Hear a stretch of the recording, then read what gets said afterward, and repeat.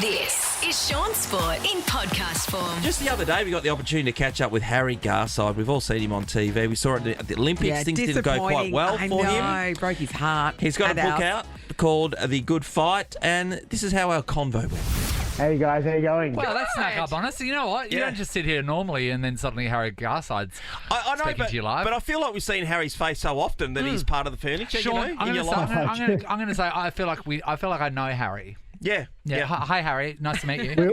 We all do know each other spiritually or something. That's what my mum would say. I don't know. We're very connected. I really loved. I mean, the first time we learnt all about you at the games, I just love the story that you were telling, and I just love the fact that you, I don't know, sort of spitting in the face of gender roles and showing what a man can be in many colours. And I really appreciate that you did that, Harry, because there are more crowns in the box than the big masculine ones.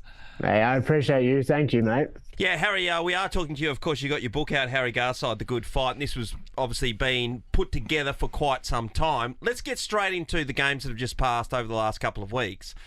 Mate, to see you on Channel 9 straight after you lost your first bout and see that raw emotion, geez, that was just cut through everyone. It was brilliant, actually, to see. Yeah, the highs and lows of sport.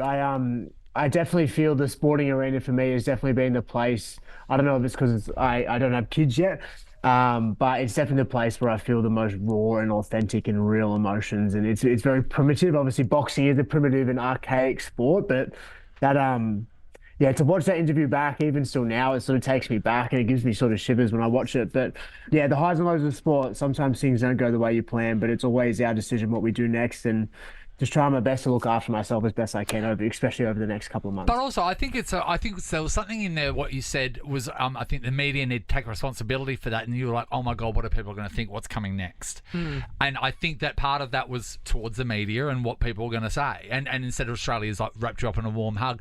But I do think the media really should look at that and look at the people behind the things that they're doing. Yeah, it's an interesting thing because I do recognise that we are animals, and I think it's really important to sort of like be connected to the tribe and care about people's opinions, and as long as it doesn't cripple your life. And I feel like at times, especially putting myself in the arena at such a mass occasion like the Olympics, I think it is absolutely my duty to be prepared for that. But it is 100% like you're putting yourself in the arena. There's thousands of people who can critique you, and you're scared, you're terrified of that, right? But it is also my choice. I chose to do that, right? And I had this like weird epiphany the day after. I'm so grateful it happened so quickly because I was feeling flat. I was feeling sort of really low about myself. And I just remembered that like there's people in the world who are genuinely struggling. And we all, and even in our society in Australia, like you don't have to look too far with obviously the cost of living crisis, and there's people struggling to put food on their table, and here I am complaining and feeling bad about losing a sporting event. Yes, I care. Yes, I need to honour my emotions, but it's like... Yes, it was in Paris. It's like, I chose this. I chose this. It's good perspective, isn't it? Well, those the most invested have the most to lose. So you're fully in, and you've put a lot into this. I was wondering about, in reflection, when you got the opportunity to fight that guy first up in round one, did you know how long did you know before you got the opportunity to fight him? Because all he did is stand back and counterattack you when you were forcing the fight. And did you have a plan that just didn't come off on the night? Yeah, it was so, like, you obviously know everyone that's in your division. You find out about 3 days before the first fight who you're going to fight. All right. And I had done my research on everyone in my division, and I'm sure everyone in that division did the same thing, right? It's the Olympic Games. But I haven't thought too much about the fight, but I just know that I don't know. It's like I was like in autopilot. It's so hard to explain. It's like I felt it. I felt it just going out of my hands, and I felt like I had no control of it. I felt like it was really frustrating being in that as a high performing athlete. But I can critique my performance, and I will. It's inevitable. You have to do that. You have to really be honest and give yourself critical feedback when you're in a better place. And that's why I refuse to sort of think about it now, because I am a little bit negative. Hey, Harry, just an insight onto the book. Obviously, we get to see your upbringing and the way things move through your life. Where did you get the inspiration to be a boxer? As Nat said, mate, you're well educated. You could have done anything. You're an unbelievable speaker, and sometimes it doesn't go hand in hand with that kind of sport. Yeah, it's interesting. I think I am all of that because of boxing as well. So it's a massive part of my story, and the book is very much about like this search for masculinity. I felt like my masculinity constantly got questioned.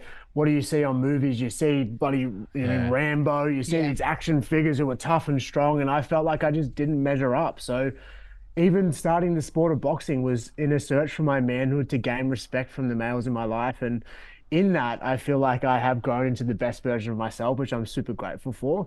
But I did start it purely to sort of prove my manhood and gain respect from my dad. And because you've kind of redefined masculinity, really. But it's a new way. Think about it, growing up, right? Our men were our dads. You know, they can fix anything. They drank beer. They wore thongs. They didn't care what the women had to say. But honestly, that's what masculinity was. Nowadays, I mean, find a guy. If you walk down the street, ask 5 people if they can change a tyre. Or hang a picture. They'll probably go no, because that's true. You know what I mean? And I'm one of them. So it is redefined. I feel like masculinity just comes in many forms, right? And I have realized that. And I do think I really needed to go on that journey and feel secure in that side of masculinity, that it is the provider, that if someone was to come into this house and hold up my family, I feel that I would be secure in that moment to try and protect my mum, my dad, my brothers, or my partner in the future. So I think it's important to be secure in that as a man or as a person. And then in that, I've been able to show, I guess, more my authentic side as well, and just know that masculinity comes in many forms.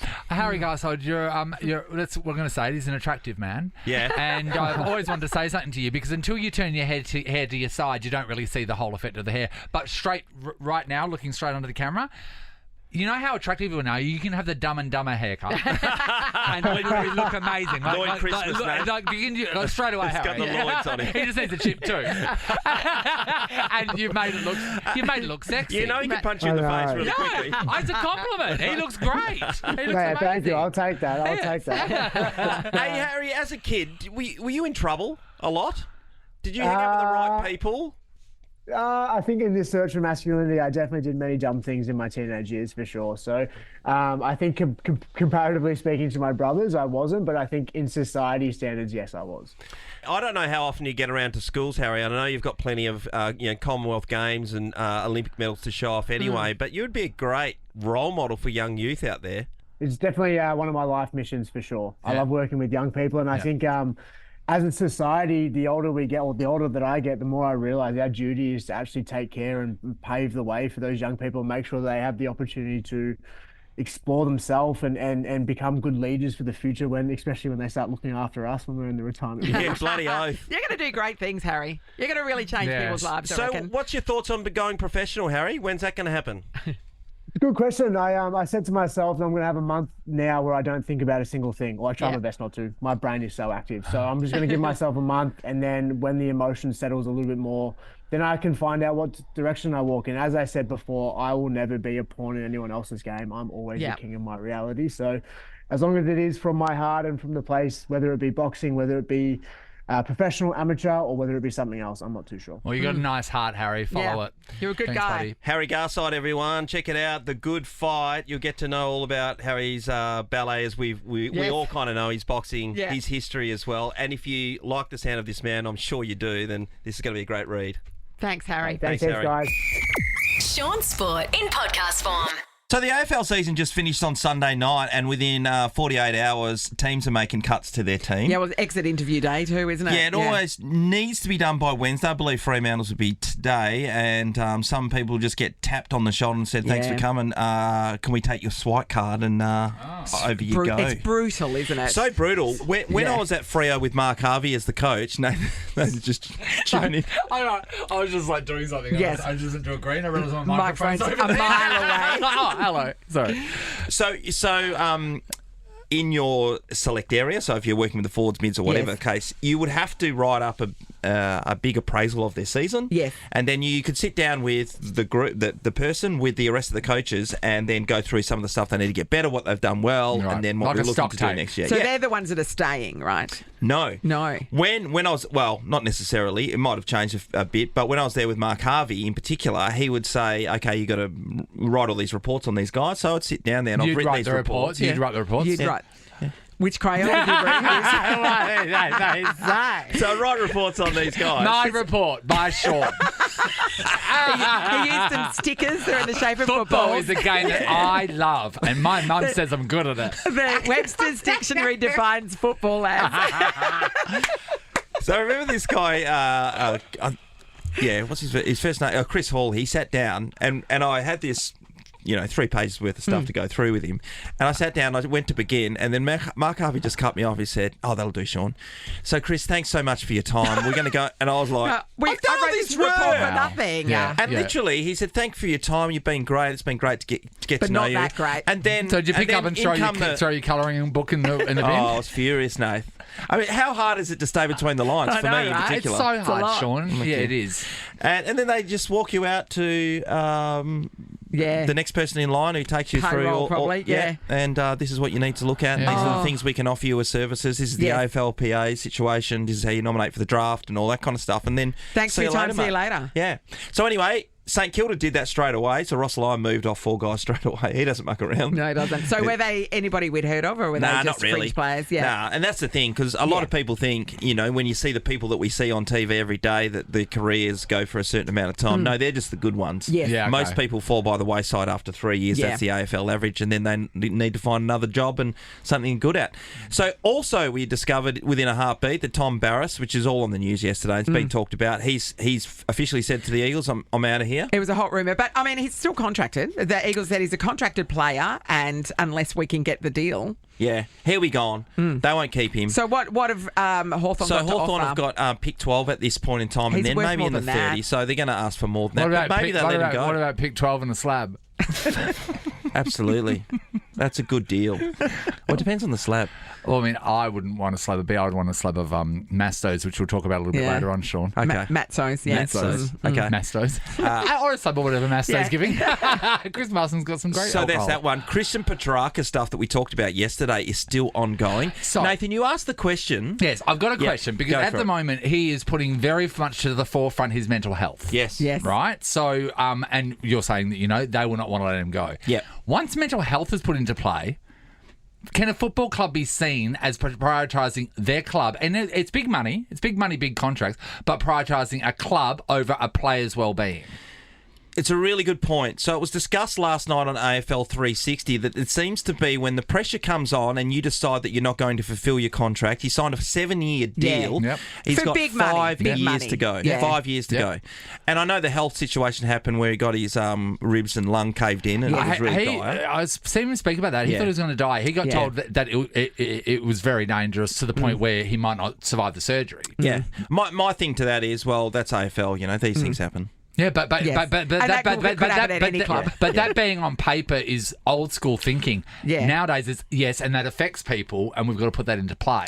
Yeah, so what's happening at the moment and what happened probably a couple of years ago, it was a mental health card, right? Need to go. Yep. Now everyone's coming with the for family reasons, which is similar. Yes. They're linked. So Yes. they're going. It's John well-being. Noble from Collingwood. He's saying he wants to leave Collingwood. He's got 2 years to go on his contract because all my family have moved to Brisbane. Yep.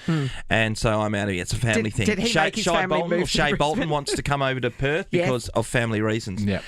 Is it a both areas are really important areas, mental health and also Yes. the family connection, but it's also an easy card to play at the right time. And certainly a club Oh, it can is. provide mental health Yeah. support without the player leaving. Yeah. Do you know what I They've mean? got And they would, enormous and they amount of do. support. Exactly, Yeah. that's right. But That's think right. about- And is his mental health, can you guarantee it's going to be better at a different club? Or do you just want to go to a different club? But Yeah, think absolutely. about it as well. Making a 7-year commitment, you don't know who you're going to be after No, 3 years. I know. Well, you know what I mean? Like, you don't know where you're going to be at. So, I mean, it may even throw into play the length of contracts Yes. at Who's all. pumping for the 7 years? Is it the player or is it the club?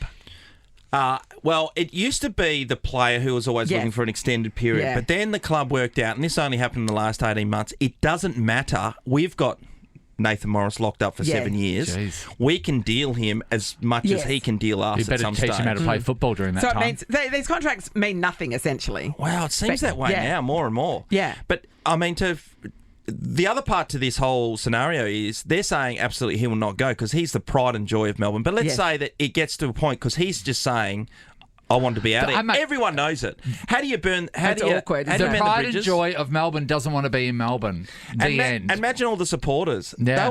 They'll turn on Yeah. like you wouldn't believe. Oh, well, look what happened to Jason Horne-Francis. Yep. You know, the booing around him and, I mean, Lachie Neale to a lesser extent. I just can't see him being as public as he is, and it doesn't seem to be slowing down for them to say, well, too bad, what you want isn't going to be happening. I just don't see it. It's really difficult for another club to come to the party because he's worth so much. Yeah. He's got so much capital to that one football It'll be club. interesting to see what happens. Most definitely. And you know, Richmond Footy Club, on the other hand, is a team that everyone's leaving. So Shea Bolton's leaving. Daniel Rioli asked to go to the Gold Coast. It's funny how they don't want to stick around when they're not successful. Yeah, Keep going. exactly. Bottom of the ladder, wooden spooners and look like that. But all of a sudden, they could lose about 4 or 5 players, but then they've got the chance to get 6 or 7 young guns in, and you can rebuild really quickly. Yeah. I mean, by that I mean in 3 years, but they might have the opportunity to get back up the top. Lots more to happen. Happening. Lots more to happen. Shaun Sport is a Nova podcast. For more great comedy shows like this, head to novapodcast.com.au.